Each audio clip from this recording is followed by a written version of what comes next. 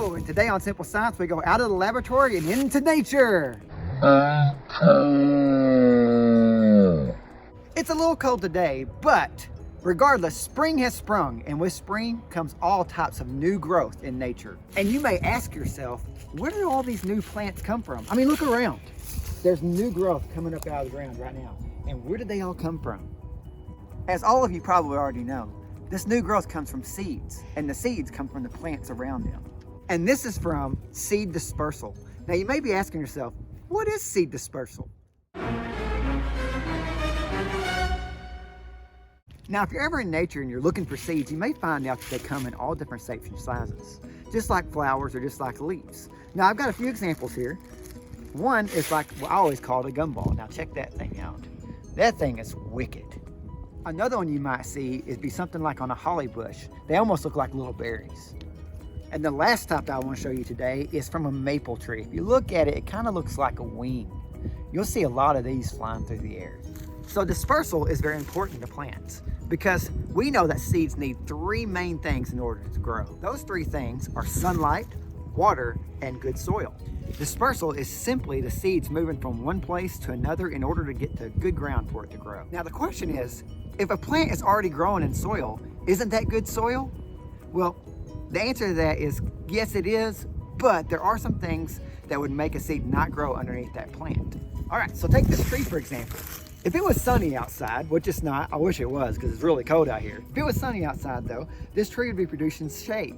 If the seed fell directly into the ground right here, it may not grow because it may not get sufficient sunlight to grow.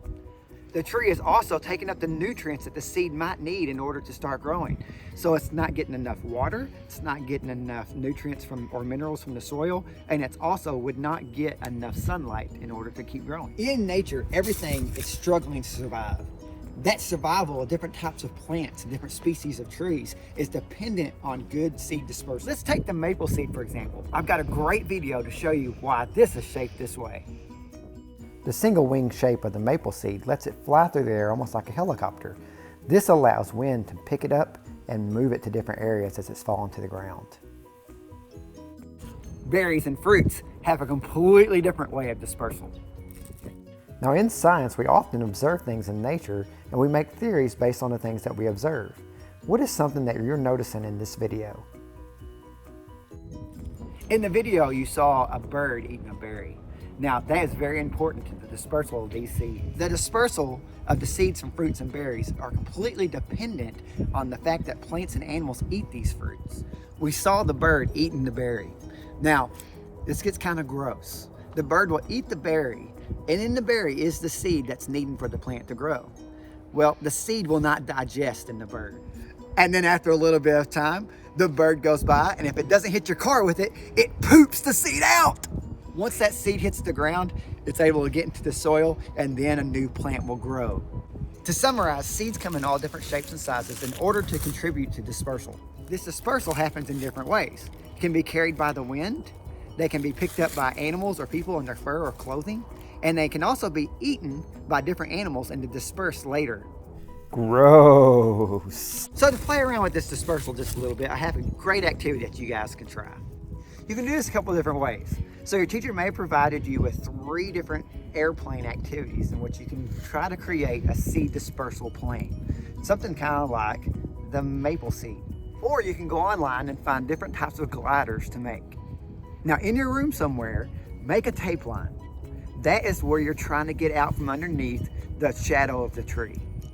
Okay, now back up around 3 feet away from your tape line. Hold the glider that you make, either one of the 3 that I have provided or one from YouTube, and then don't throw it, but just drop it. When you drop it, if it glides over the tape line, it has gotten out of the shadow of the tree. And if it got out of the shadow of the tree, then that seed will probably grow. And if it doesn't get out of the shadow of the tree, then that seed may not get the nutrients or the sunlight it needs to grow, and so that seed would not become another plant. Now that was just a real brief lesson of seed dispersal. There are other ways in which seeds are dispersed. Some seeds are carried by water, like coconuts. Did you know those are really seeds?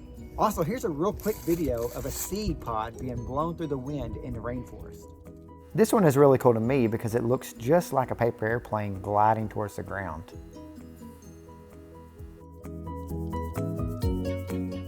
So as you can see, the diversity of the different types of seeds that are out there is just amazing. So my challenge to you is to look at nature just a little bit differently. As you go out and you hike or you just enjoy being outside, try to look for nuts and seeds on the ground. See how these seeds are moved throughout the area, that way these plants can grow. And as always, ask questions and have fun. See ya.